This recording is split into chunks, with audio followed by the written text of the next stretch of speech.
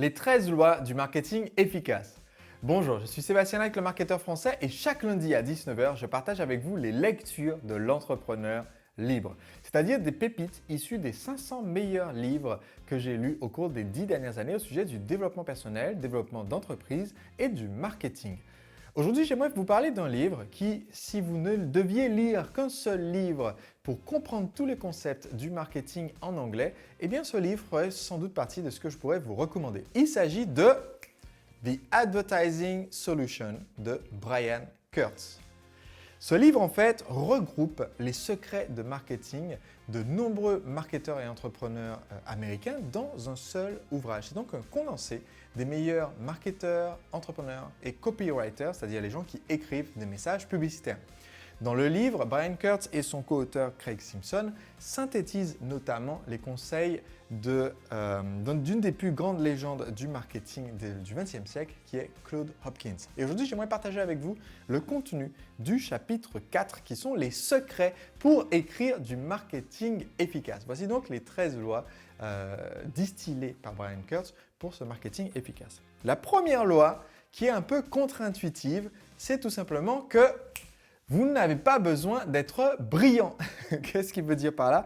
Il veut dire par là que quand on est novice en matière de rédaction de messages marketing, on essaye de rédiger des textes qui soient jolis ou qui soient bien tournés. On essaye de communiquer des choses pour impressionner. Autrement dit, on a tendance, quand on est novice en matière de marketing, à penser en slogan. Or, le slogan n'est pas du tout votre ami pour faire connaître votre petite ou moyenne entreprise. En fait, le slogan, c'est probablement votre pire ennemi. Parce que les clients ne parlent pas en slogan, ils parlent leur langue à eux de tous les jours, ils ont des problèmes à résoudre. Et en fait, la façon dont vous parlez est moins importante que ce que vous dites. Et essayez de faire rimer votre message marketing, essayez de le rendre joli ou de faire des publicités qui soient esthétiques est complètement secondaire, voire contre-productif par rapport au fait de concentrer notre message sur ce dont a besoin le client. C'est pour ça que vous n'avez pas besoin d'être brillant, vous n'avez pas besoin d'être un orateur de grand renom, vous n'avez pas besoin d'être un auteur capable d'une prose ou de rimes qui soit particulièrement intéressante. Non, vous avez juste besoin de parler le même langage que votre prospect. Règle numéro 2, qui est donc une conséquence de la première. Règle numéro 2, eh bien tout simplement, votre langage doit rester simple. Votre langage doit rester simple et naturel. Il faut vous souvenir que vos clients sont des personnes qui sont extrêmement occupées comme tout le monde aujourd'hui. Donc les gens sont bombardés aujourd'hui, pas seulement par des publicités, mais aussi par plein de demandes de leur entourage, plein d'exigences du trésor public, plein de contraintes qui sont placées comme ça sur leur vie. Et si vous voulez avoir une chance de leur communiquer votre offre, il faut que vous soyez capable de la communiquer de façon simple. Et cela, c'est même pas parce que les gens n'ont pas beaucoup de temps, c'est même pas pour ça. C'est tout simplement parce qu'ils ne vont pas investir l'énergie de déchiffrer votre message marketing s'il est trop complexe. Donc vous devez faire en sorte qu'il soit très digeste et facile à assimiler. Une technique que j'utilise pour m'assurer que mon message marketing n'est pas trop complexe, cette technique, c'est tout simplement d'utiliser un lecteur ado. Qu'est-ce que je veux dire par un lecteur ado? C'est tout simplement que je demande à un enfant ou un adolescent de la famille par exemple de me relire le texte que j'ai écrit. Si par exemple j'ai écrit une lettre de vente pour vendre un livre ou une formation, eh bien je ne me contente pas de mon script en me disant que ça doit être bon parce que je suis bon. Ce que je fais, c'est qu'avant de le passer au prompteur et de le filmer en vidéo ou de mettre en ligne la lettre de vente, eh bien je le fais lire, je le demande à un enfant, donc à partir de l'âge où on sait lire, je ne sais pas quel âge on sait lire de nos jours, ça doit être 17 ans maintenant, mais à mon époque, c'était de l'ordre de 6-7 ans, et jusqu'à 13-14 ans, on va dire. Donc, quelqu'un qui n'est pas un marketeur ou un entrepreneur, de lire le texte à haute voix. Et donc, si cet enfant ou cet ado bute sur des mots, c'est que la phrase n'est pas suffisamment fluide, mon texte ne coule pas naturellement, et donc qu'il faut que je corrige. Donc, c'est une bonne technique pour se forcer à écrire quelque chose de lisible et de compréhensible. Le troisième point, qui est toujours lié à ce que j'ai dit auparavant, le troisième point, c'est que vous ne devez jamais mépriser les prospects. Alors vous allez me dire, mais Sébastien, mais non, je ne méprise pas les gens, moi, enfin, je suis sympa. Mais en fait, vous ne devez pas donner la sensation que vous les méprisez. Et ça, c'est un risque qu'on court, déjà premièrement quand on a un langage trop alambiqué, on en a déjà parlé, mais aussi deuxièmement, quand vous utilisez un langage d'expert.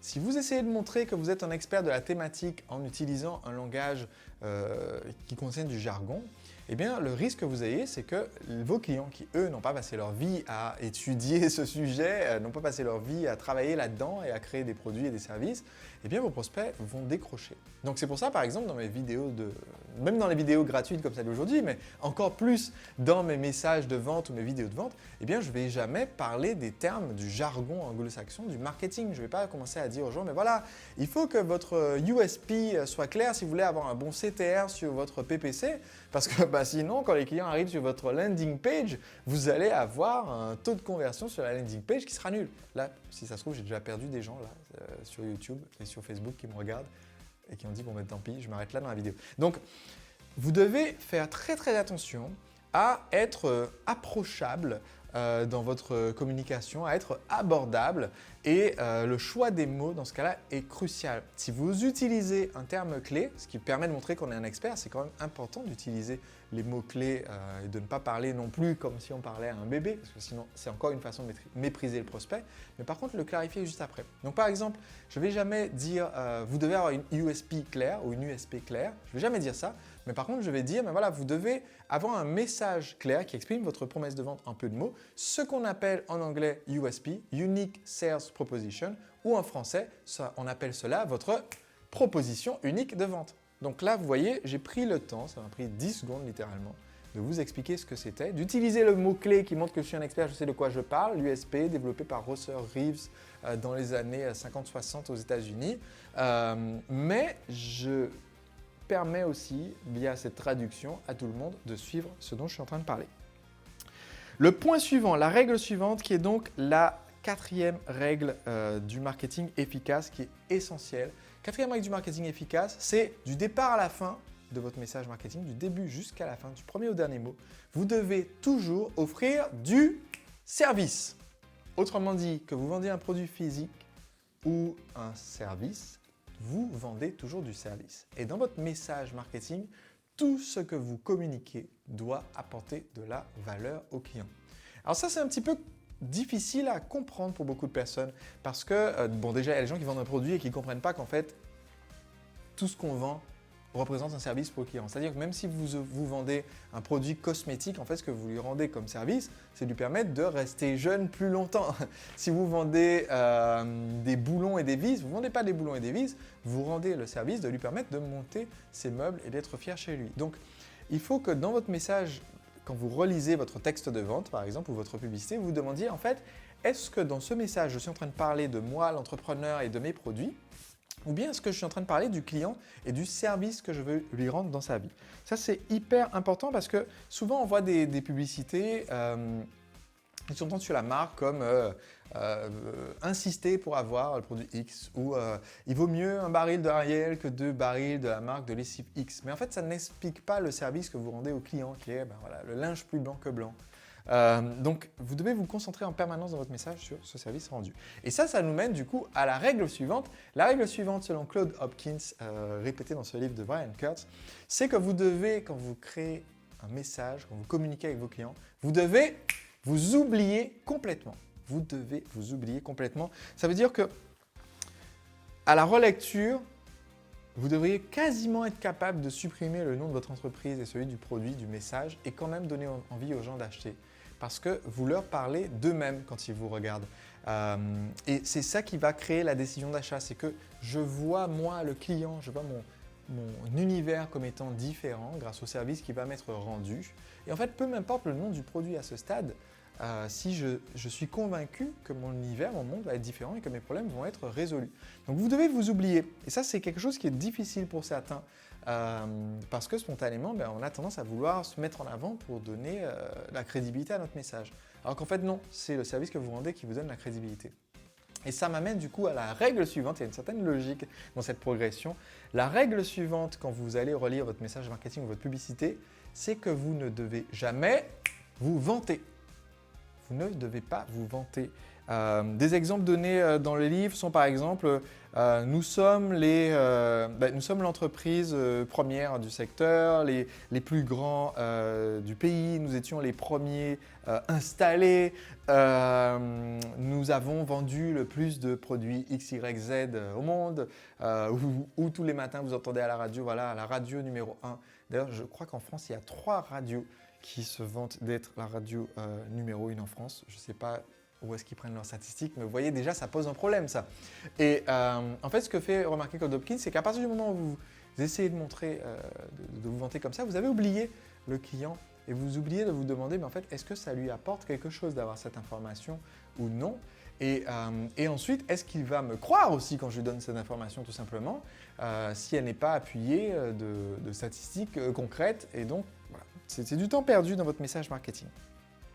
Le point suivant, qui à lui tout seul peut multiplier les ventes de votre produit ou service. Le point suivant, c'est que dans votre message, vous devez toujours avoir un appel à l'action. L'appel à l'action, c'est le moment où vous dites aux gens ce que vous voulez qu'ils fassent concrètement. Par exemple, moi, à la fin de cette vidéo, quand vous aurez fini de la regarder, ce que je souhaite que vous fassiez, c'est que vous vous inscriviez à mon atelier Les secrets des entrepreneurs libres. C'est un atelier gratuit que je fais sur Internet. Je vous en parlerai du coup à la fin de la vidéo, mais le lien se trouve en dessous.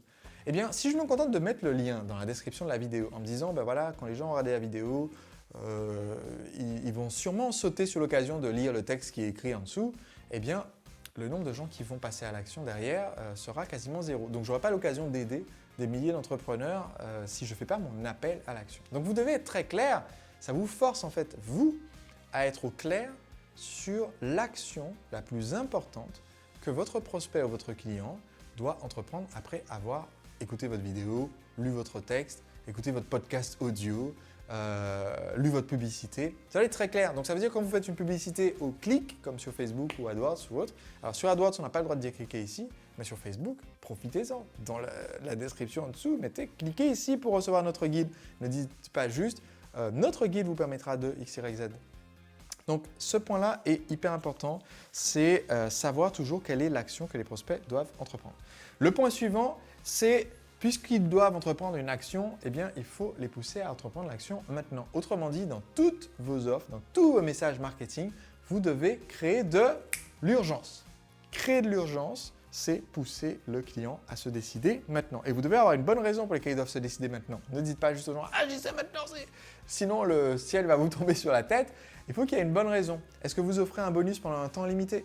Est-ce qu'il faut s'inscrire maintenant parce que sinon, ce ne sera pas possible? Par exemple, à l'heure où je tourne cette vidéo, j'organise un séminaire. Ben voilà, vous faites un séminaire présentiel. Il y a forcément une date limite d'inscription. Au pire, la veille du séminaire, la plupart du temps, c'est beaucoup plus en amont. Et donc, il y a une date limite, donc il faut se décider maintenant parce qu'après, il n'y aura juste plus de place ou alors parce qu'après, on aura déjà imprimé tous les badges et ça ne sera plus possible de nous rejoindre. On aura réservé les repas ou les chaises ou qu'en sais-je. Le point suivant, la citation de Claude Hopkins, c'est qu'en fait, dans votre marketing, vous devez éviter d'être frivole. Alors, éviter d'être frivole, ça veut dire quoi? Ça veut dire éviter l'humour inutile. On n'est pas là en fait pour faire de l'entertainment, c'est-à-dire du divertissement dans notre marketing. On est là en fait pour donner aux clients l'information nécessaire pour qu'ils puissent prendre leur décision d'achat. Donc, on est là pour éduquer, pour vendre. On n'est pas là pour divertir. Et si vous avez un tempérament plutôt jovial, si vous aimez bien les gens sympas et rigolards, vous allez peut-être avoir tendance à mettre trop d'humour dans votre marketing. Et bien que Claude Hopkins écrivait, lui, à une époque particulière, là cette règle-là vient de l'enseignement de Claude Hopkins, le livre est récent, mais cette règle date de Claude Hopkins. Bon, lui, il vivait à l'époque de la Grande Dépression, après 1929. L'humour, quand on parle d'argent aux prospects à cette époque-là, est peut-être malvenu. Mais même à notre époque, à nous, de grande prospérité, et où dans les publicités à la télé, on aime bien faire des choses un peu rigolotes ou originales ou autres, eh bien, il faut vous rendre compte qu'en fait, l'humour, souvent, vous coûte des ventes.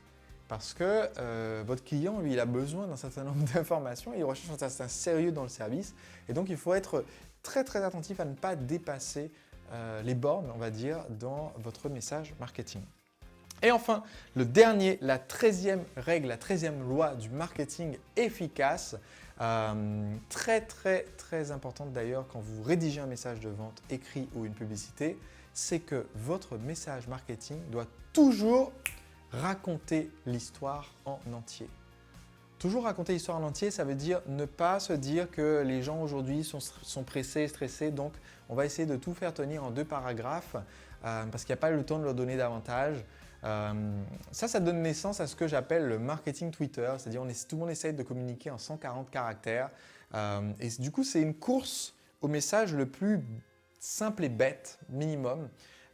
Et bien que j'ai dit qu'on doit utiliser un langage simple, il ne faut pas oublier que pour que les gens prennent la décision d'acheter, ils ont besoin d'avoir toutes les pièces en main. Donc on va leur donner le message en entier. Par exemple, cette vidéo, la majorité des gens, la très grande majorité des gens, aura regardé moins de 2 minutes. Donc aura raté l'essentiel du contenu des informations de la vidéo. Parce que les internautes se décident en 7 secondes s'ils regardent ou pas. Et le temps moyen que les gens passent sur des vidéos ou des pages web, c'est de 37 secondes. Le temps moyen sur mes vidéos est d'environ 40 à 60% de la vidéo, donc selon la vidéo, entre 4 et 6 minutes en général. Mais je sais que moi, je parle aux gens qui ont l'intelligence et l'intérêt de continuer jusqu'à la fin. Donc j'essaie d'augmenter la densité de valeur que je donne dans mes contenus, la valeur par minute, j'essaie de faire en sorte de donner le plus de valeur possible par minute et de ne pas me perdre dans des parenthèses et des à côté qui n'ont rien à voir à vous raconter ma vie si ça n'a rien à voir avec le message. Mais en même temps, je fais en sorte de raconter l'histoire complète pour que vous puissiez retirer, même d'une vidéo gratuite, ou pour que vous puissiez retirer de mon livre, ou que vous puissiez retirer de mes formations ou de mon atelier, des éléments que vous pourrez mettre en place dans votre vie. Donc ça, c'est moi en tant que formateur.